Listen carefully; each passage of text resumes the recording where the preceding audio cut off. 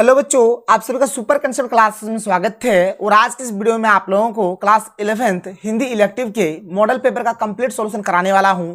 तो आप इस वीडियो को पूरा देखो, यहां से बहुत सारे क्वेश्चंस आपके एग्जाम में डायरेक्ट पूछा जाएगा। और देखो, अगर आप लोग लाइव क्लास करना चाहते हो तो पर डे 6 बजे हमारे चैनल पर यानी कि यूट्यूब पर लाइव क्लास होता है। बिल्कुल भी आपको टेंशन नहीं लेना है।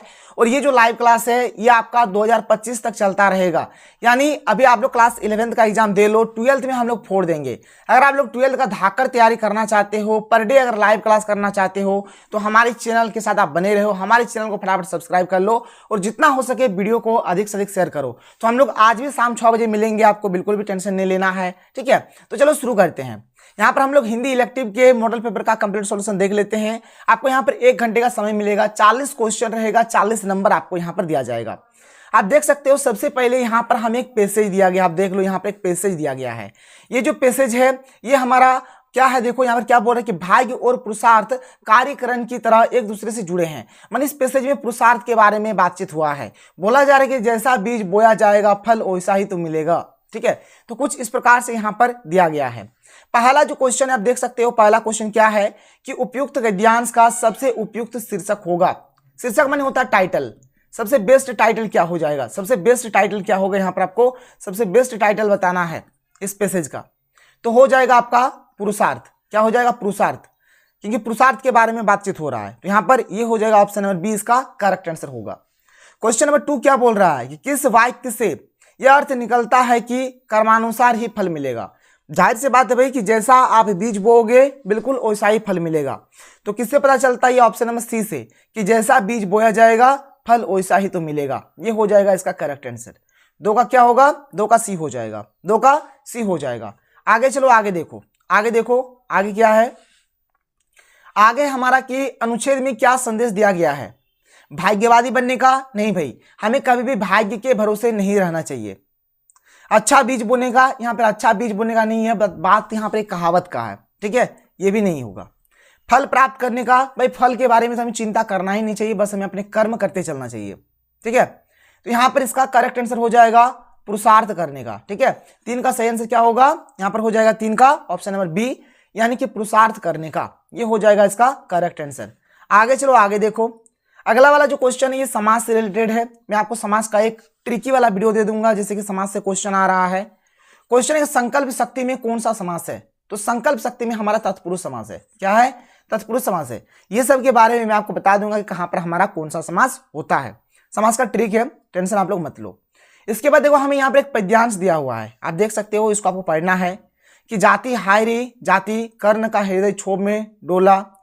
जो भी है इसको आप पढ़ोगे, फिर आपको यहाँ पर नीचे आंसर देना है। देखो आंसर देना है। पहले क्वेश्चन देखो, इन पंक्तियों में कवि ने किस चीज की चर्चा की है। आप देख सकते हो यहाँ पर किस चीज के बारे में चर्चा हुआ है। देखो जाति जाति बार बार बोल रहा है, यानी कि जाति में जो भेदभाव होता है उसी चीज के बारे में बातचीत हुआ है। तो यहाँ पर हो जाएगा जाति भेद की। माने इस ये जो पैसेज टाइप का दिया हुआ है इसमें किसके बारे में बात हो रहा है, जाति जाति जाति के बारे में। ठीक है, तो जाति भेद की।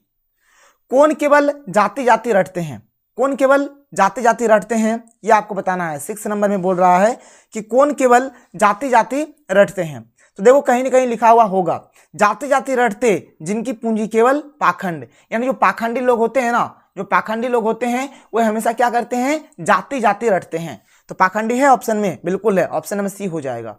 ऑप्शन नंबर सी हो जाएगा यहाँ पर इसका करेक्ट आंसर। 6 का क्या हो गया, यहाँ पर 6 का सी हो गया। आगे देख लो, आगे चलो, आगे देखते हैं अगला क्वेश्चन। 6 हो गया। क्वेश्चन नंबर 7, सबसे उपयुक्त शीर्षक चुने।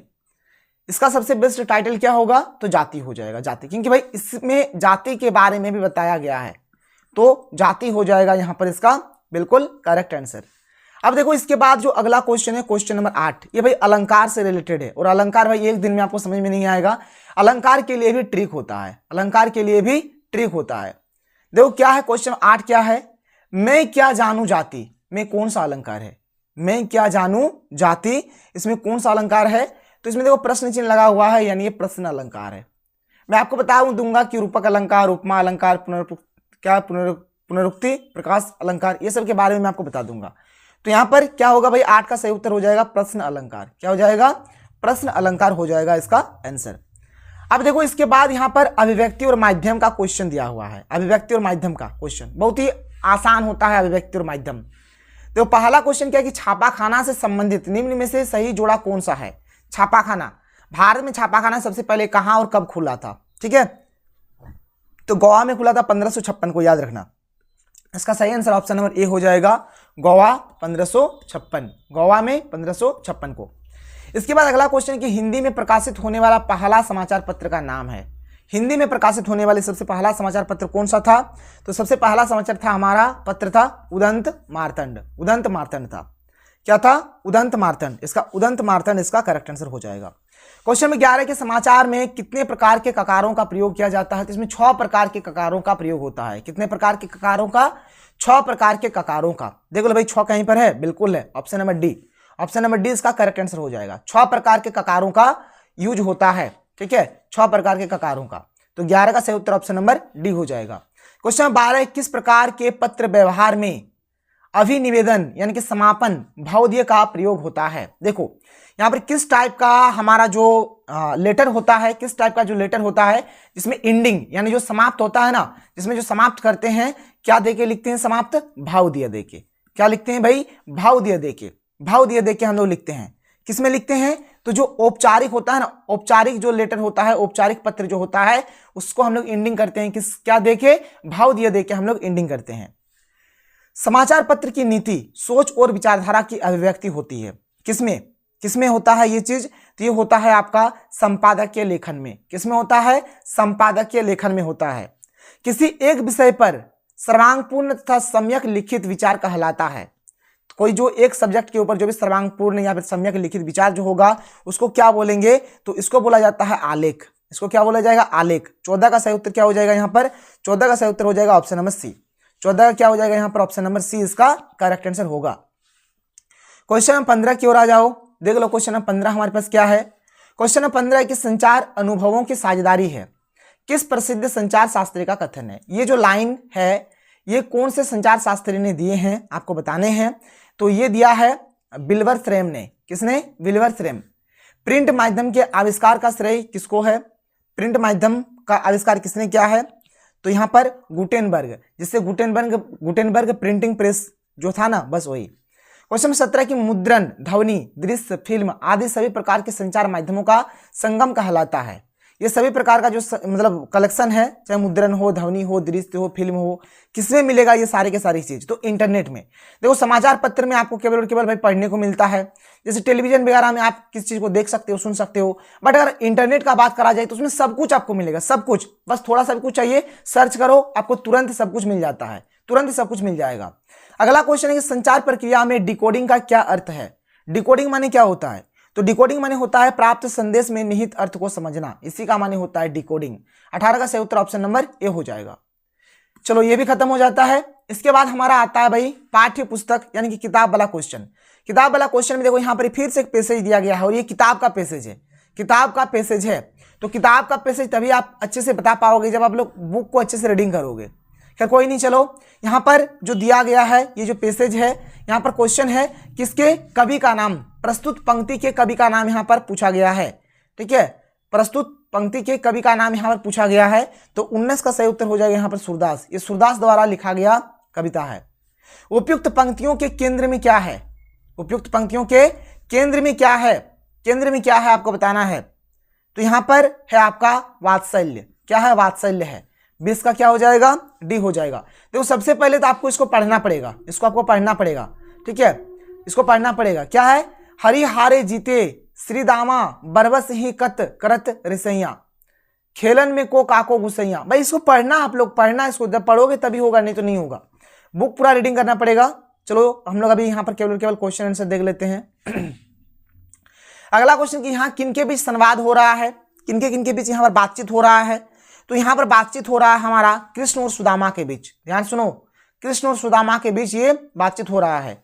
ये पंक्तियां किस भाषा में रचित है, ये जो लाइंस आपने अभी पढ़ा इसको किस भाषा से, मतलब किस भाषा में ये लिखा गया है, तो ये ब्रज भाषा में लिखा गया है। ऑप्शन नंबर बी इसका करेक्ट आंसर होगा, ऑप्शन नंबर बी इसका सही आंसर हो जाएगा।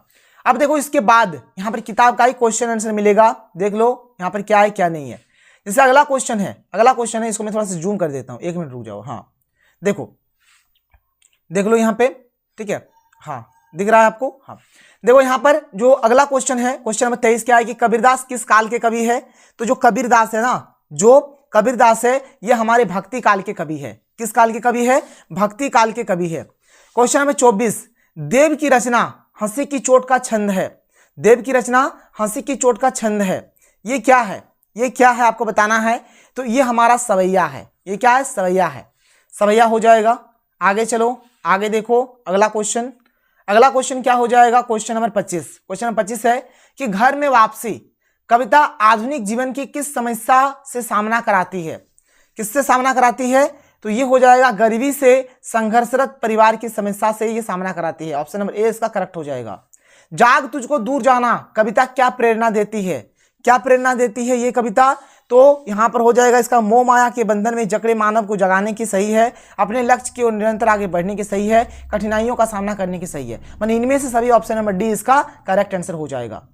26 का क्या हो जाएगा? 26 का यहाँ पर डी हो जाएगा। 26 का डी हो गया। आगे चलो अगला क्वेश्चन देखो। अगला क्वेश्चन में 27 क्या है कि बादल को घिरते देखा है कविता में किस महान कवि का जिक्र हुआ है? इसमें किसके बारे में जिक्र हुआ है? तो इसमें जिक्र हुआ है कालिदास के बारे में। किसके बारे में? कालिदास के बारे में जिक्र हुआ है। कालिदास इसका करेक्ट आंसर होगा। आगे देखो, आगे चलो, आगे देखो यहाँ पर आगे क्या है हमारा। तो फिर से देखो यहाँ पर हमें एक पेशे ही दिया गया है। पेशे ही दिया गया है। कितना सुंदर संचालन है, कितनी सुंदर व्यवस्था, आप इसको पढ़ोगे। ठीक है। क्वेश्चन है कि प्रस्तुत पंक्तियां किस पाठ से ली गई है? किस पाठ से लिया गया है? किस पाठ से लिया गया है आपको बताना है।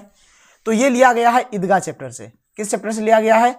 ईदगाह चैप्टर से लिया गया है। उपयुक्त गद्यांश में किसका वर्णन है? तो किस चीज के बारे में यहाँ पर बताया गया है? तो इसमें ईद के नमाज का वर्णन है। किसका वर्णन है? ईद के नमाज का, कि लाखों सिर एक साथ सिजदे में झुक जाते हैं। तो भाई ईद के समय जब नमाज अदा होता है तो उसी टाइम में सब अपना सिर झुकाते हैं। तो 29 का सही उत्तर क्या हो जाएगा? यहाँ पर ऑप्शन नंबर ए हो जाएगा। 29 का क्या हो गया? ऑप्शन नंबर ए हो गया। क्वेश्चन नंबर 30 देख लो। क्वेश्चन नंबर 30, सिजदे शब्द का क्या अर्थ है? तो सिजदे शब्द का यहाँ पर मतलब हो जाएगा हमारा, सिजदे शब्द का मतलब हो जाएगा हमारा यहाँ पर ऑप्शन नंबर बी, यानी कि नमाज पढ़ते समय माथा टेकने की क्रिया। सीधे माने होता है, लेकिन आप लोग देखिएगा जैसे नमाज कोई पढ़ते हैं तो क्या करते हैं? अपना सर झुका देते हैं, माथा टेकते हैं, बस वही चीज हो जाएगा। तो इसका सही उत्तर यहाँ पर ऑप्शन नंबर बी होगा। प्रस्तुत पंक्तियों के लेखक है, ये जो ईदगाह चैप्टर है इसके लेखक का नाम आपको यहाँ पर बताना है। तो इसके लेखक का नाम है यहाँ पर हमारे पास प्रेमचंद। क्या हो जाएगा भाई? प्रेमचंद। 31 का सही उत्तर क्या हो जाएगा? यहाँ पर ऑप्शन नंबर सी हो जाएगा। 31 का क्या होगा? ऑप्शन नंबर सी हो जाएगा। आगे देख लो अगला क्या है। अगला क्वेश्चन, क्वेश्चन नंबर 32 क्या है कि दोपहर का भोजन शीर्षक पाठ में किस ऋतु का वर्णन है? तो ये जो चैप्टर है इसमें ग्रीष्म ऋतु के बारे में बातचीत हुआ है।